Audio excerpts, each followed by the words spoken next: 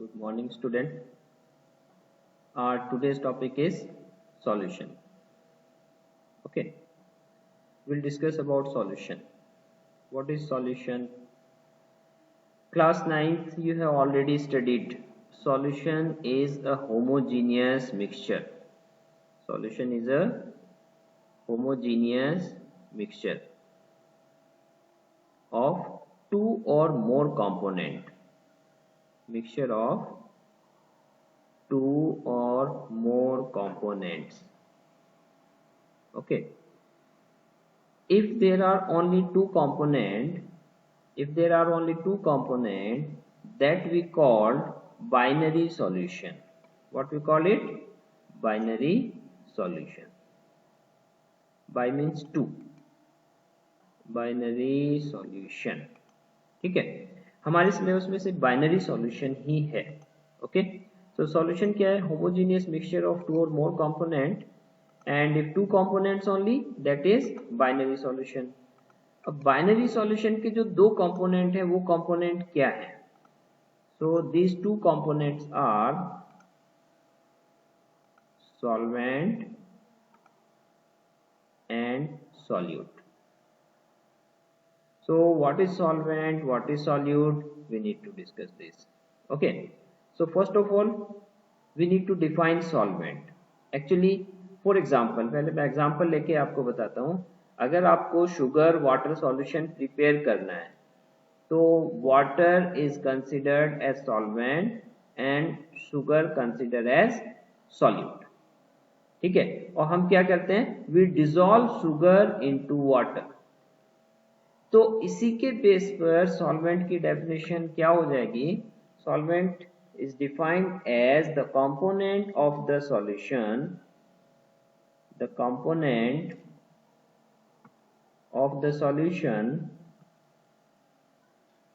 in which solute is dissolved. ठीक है, वो कंपोनेंट जिसमें सॉल्यूट को डिसॉल्व किया जाए, that is called as solvent. और सॉल्यूट क्या होगा? The component of solution which has to be dissolved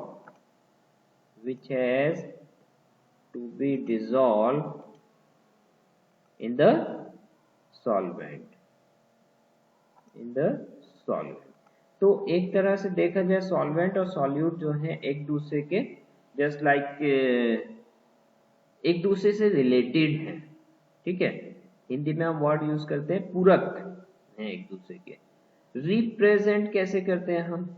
representation of solvent we represent by 1 and solute we represent by 2. In some of the book, solvent is represented by A and solute is represented by B.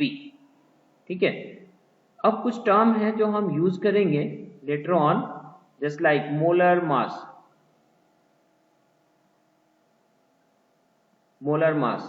M1 and M2. M1 is molar mass of solvent, M2 is molar mass of solute.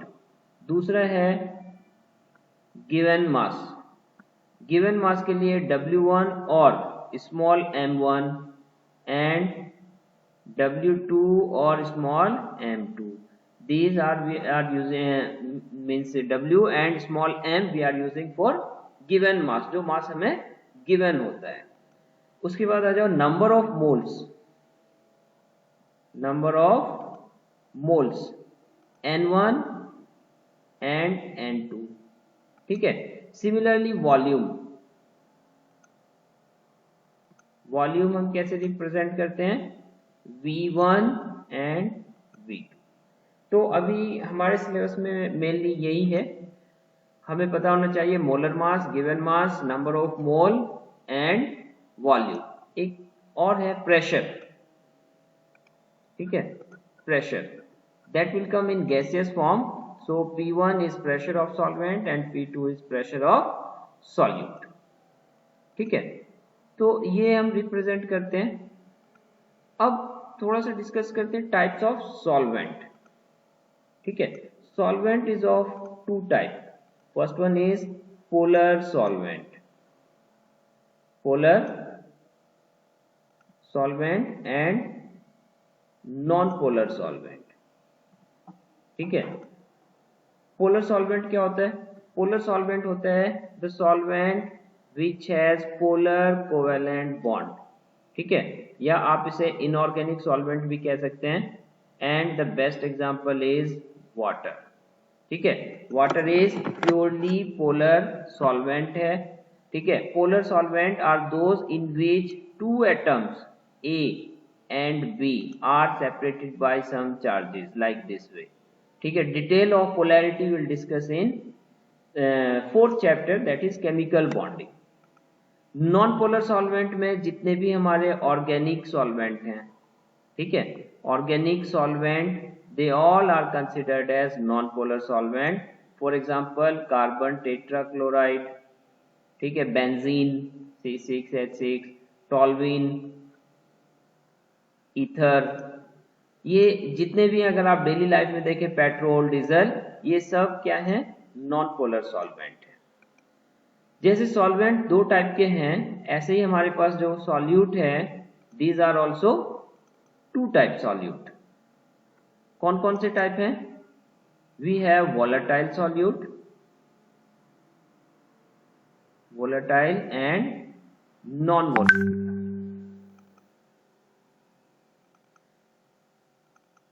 Non volatile, ये ठीक है. Volatile क्या होते हैं? The solute which convert, which can be evaporate, can be vaporized.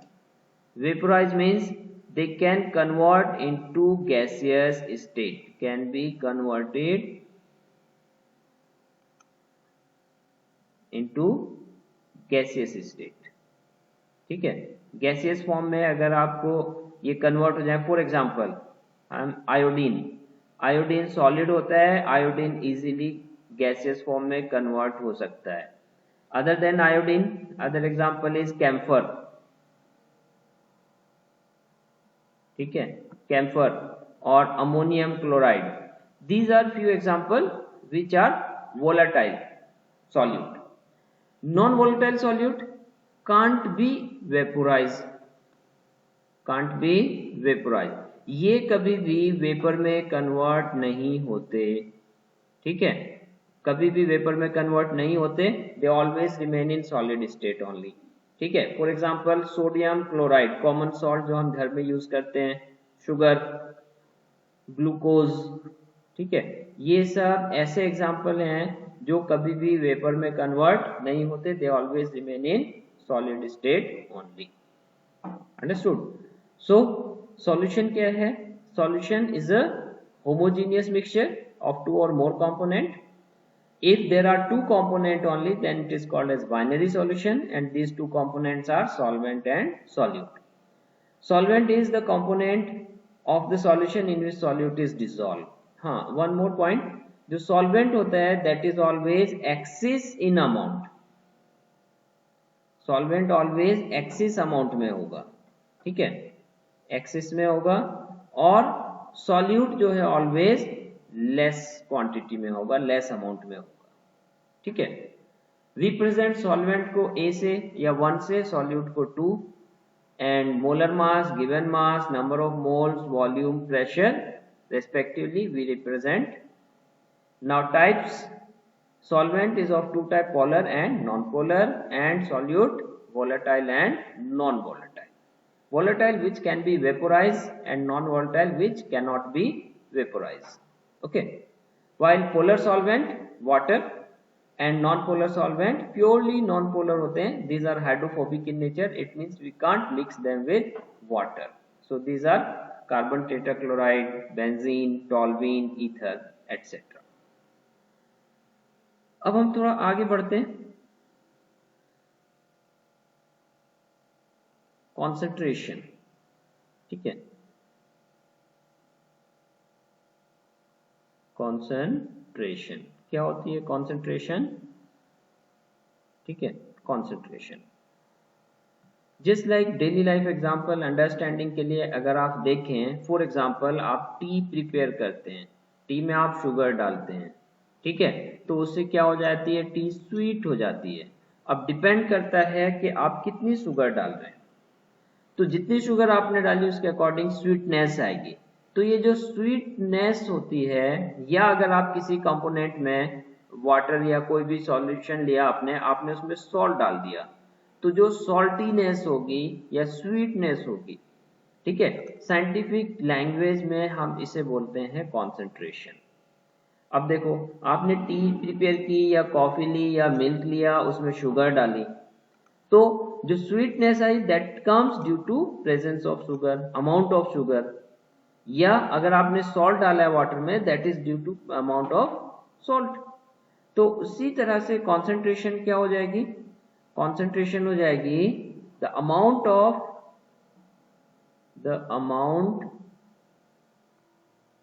Solute, always amount of solute in given amount of solution or solvent. जो solution में solute का amount है, either in solution or in solvent, that we call concentration. Okay, concentration को represent करने के there are so many ways, so number I will write one by one. Number one is mass by mass percentage. Mass by mass percentage क्या है, mass of solute upon mass of solute plus solvent multiplied by 100%. Number two, mass by volume percent. So that is also W2 mass solute mass divided by volume of solution into 100%. Okay. Number three, volume by volume percent.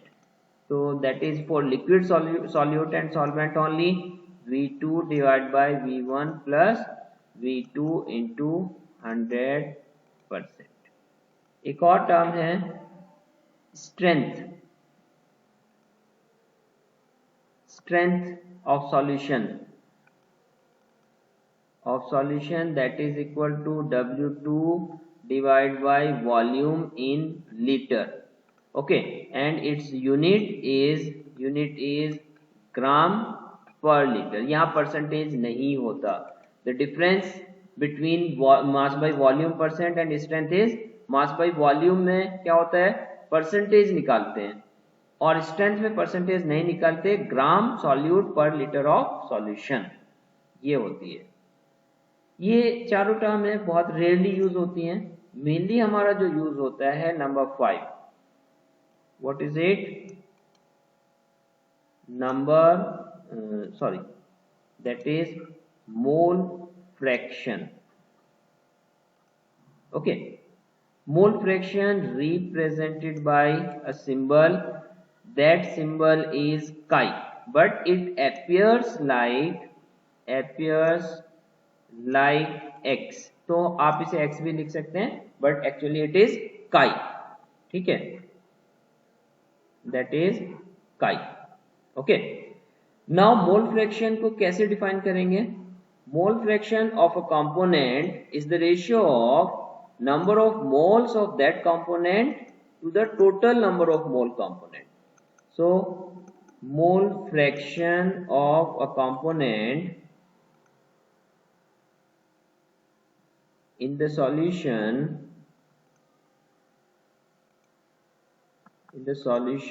is the ratio of the number of moles of that component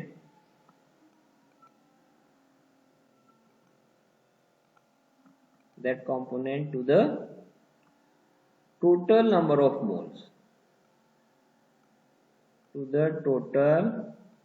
number of moles, of the solution.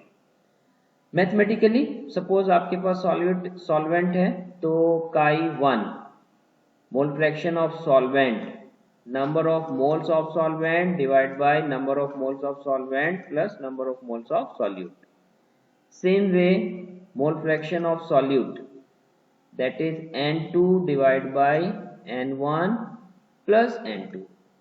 अगर आप दोनों को सम करेंगे, if you will add both, क्या chi1 plus chi2, so it will be n1 plus n2 plus n2 divided by n1 plus n2, so it will be n1 plus n2 divided by n1 plus n2 means 1. तो आप क्या कह सकते हैं कि अगर आपको मोल फ्रैक्शन सॉल्वेंट का निकालना है, that is 1 minus mole fraction of solute. या अगर आपके पास किसी सॉल्यूशन में सपोज करो if you have more than 2 component, okay, for example आपके पास जो है 1 2 3 कंपोनेंट हैं, सो 3 कंपोनेंट के लिए क्या होगा, chi1 plus chi2 plus chi3, that sum is also 1. It means you can say the total mole fraction of a solution is always unity. Okay, so next term is number 5, that is ppm, parts per million, parts of solute, ठीक है, number of parts of solute divided by total number of parts multiplied by 10 raised to the power 6.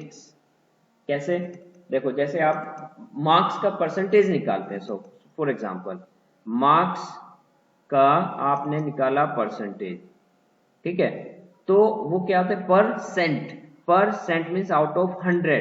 Suppose करो हम क्या करते हैं, marks of 10 total marks multiplied by 100. अब हमने 100 से क्यों किया, because we are finding percent. Okay, what does it mean by Saint.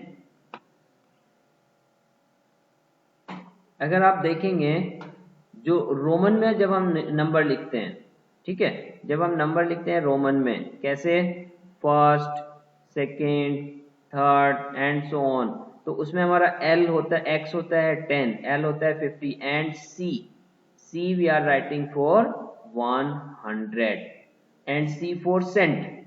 तो इसलिए हम यहाँ पे जैसे परसेंट निकालते हैं, परसेंट के लिए we are multiplying by 100.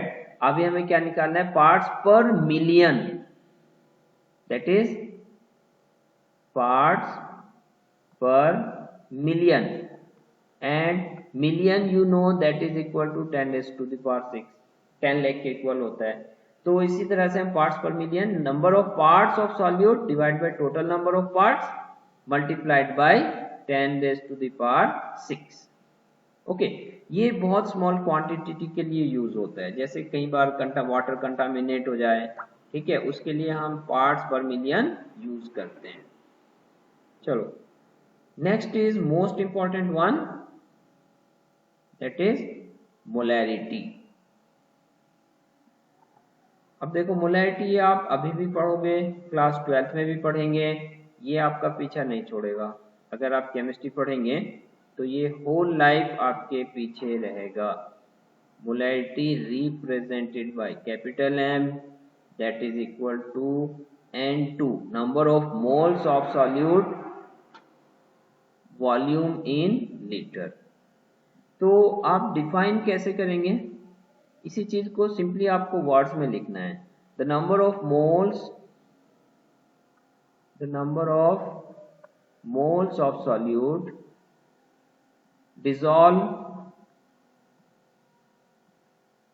dissolved in 1 liter of solution.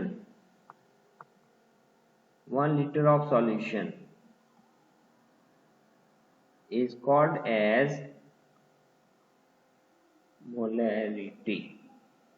Okay, so molarity is the ratio of number of moles of solute to the volume of solution, but condition है कि वॉल्यूम हमारा always litre में ही होना चाहिए, volume always litre में ही लेना है. Okay, अब इसे थोड़ा मॉडिफाई करते हैं. हाँ, उससे पहले यूनिट क्या हो जाएगी इसकी? Number of moles means mole and volume is in litre, तो यूनिट हो गई मोल पर लीटर. ठीक है, तो molarity is equal to number of mole upon volume in litre. और हम क्या करेंगे, नंबर ऑफ मोल को सेपरेट कर दो, 1 बाय वॉल्यूम इन लीटर कर लेते हैं. तो जो नंबर ऑफ मोल्स हैं, this can be written as W2 by M2 multiplied by 1 by volume, 1 by volume of solution in liter. ठीक है, एक टर्म हो गई. अगर ये वॉल्यूम हमारा ml में है तो क्या हो जाएगा, molarity is equal to W2 by M2 multiplied by 1000 divided by volume in ml. ठीक है, यहाँ वॉल्यूम हम मिलीलीटर में लेंगे लेकिन 1000 से मल्टीप्लाई कर देंगे. क्यों करेंगे? क्योंकि देखो x लीटर या v litre is equal to 1000 ml. ठीक है, और अगर आपके पास v ml है तो v ml is equal to v upon 1000 litre. ठीक है, ये वॉल्यूम हमने किस में लिया, ml में.